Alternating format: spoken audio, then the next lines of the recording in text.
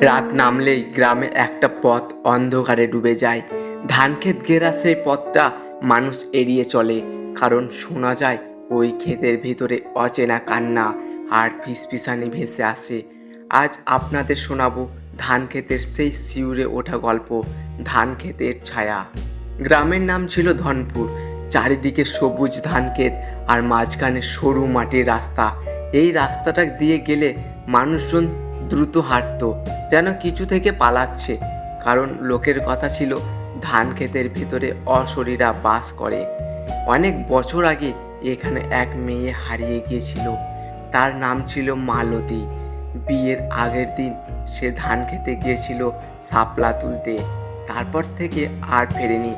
গ্রামের লোকেরা বলে তাকে নাকি ধান ক্ষেত গিলে ফেলেছিল। সেই থেকে রাত নামলেই ক্ষেতের ভেতর কান্নার শব্দ শোনা যায়। রাহুল শহরে থাকে, কিন্তু ছুটিতে এ গ্রামে আসে তার মামার বাড়ি। গ্রামের কুসংস্কারে সে বিশ্বাস করতো না।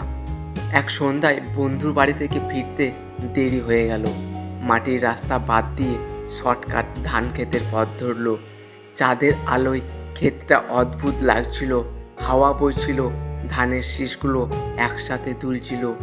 মনে হচ্ছিল যেন অসংখ্য মুখ ফিসফিস করছে।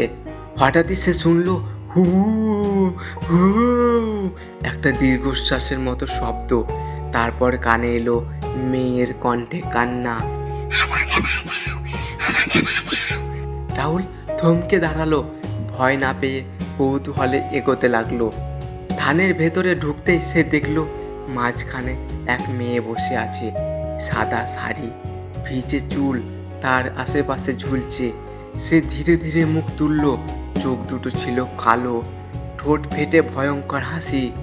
তুমি এসেছো, অনেকদিন পর কেউ এলো, আজকে আমার খুব আনন্দ হচ্ছে। রাহুল আতঙ্কে পিছিয়ে গেল, কিন্তু সে বুঝতে পারল পেছনের পথটা উধাও। চারপাশে কেবল অসীম ধানক্ষেত, সেখানে সে যতই হাঁটে একই জায়গায় ফিরে আসে। মেয়েটি উঠে দাঁড়ালো, তার পা মাটিতে ছিল না, ভাসছিল। চারিদিকে ধানের শীষগুলো হঠাৎ উঁচু হতে লাগলো, যেন জীবন্ত সাপের মতো রাহুলকে জড়িয়ে ধরেছে। রাহুল দৌড়তে লাগলো, চিৎকার করতে লাগলো, বাঁচাও, কেউ আছো, বাঁচাও আমাকে, কেউ আছো, বাঁচাও। কিন্তু ধানক্ষেত যেন শব্দ গিলে নিচ্ছে, তার চিৎকার কেউ শুনতে পাচ্ছে না। মেয়েটি পিছন থেকে ভেসে এলো, ঠান্ডা গলায় বলল, তুমিও এখন আমার মতো এখানে থাকবে আমার সাথে চিরদিন। পরের দিন সকালে গ্রামের লোকেরা ধান ক্ষেতের মাঝে গিয়ে রাহুলের জুতো পেল, কিন্তু তার কোনো হদিশ পেল না।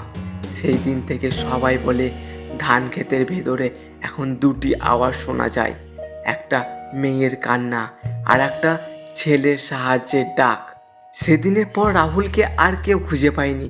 গ্রামের ধান ক্ষেত আজও দাঁড়িয়ে আছে নীরব, কিন্তু যারা সাহস করে রাতের বেলায় ওই পথ দিয়ে যায় তারা শপথ করে বলেছে এখানে কান পাতলেই শোনা যায় একটা মেয়ের কান্না আর এক ছেলের হাহাকার, আমাকে বাঁচাও, আমাকে বাঁচাও।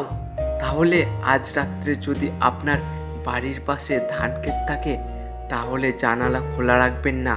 কে জানে, হয়তো সেই আওয়াজ আপনার কানে এসে পৌঁছাবে ওই জানালা দিয়ে।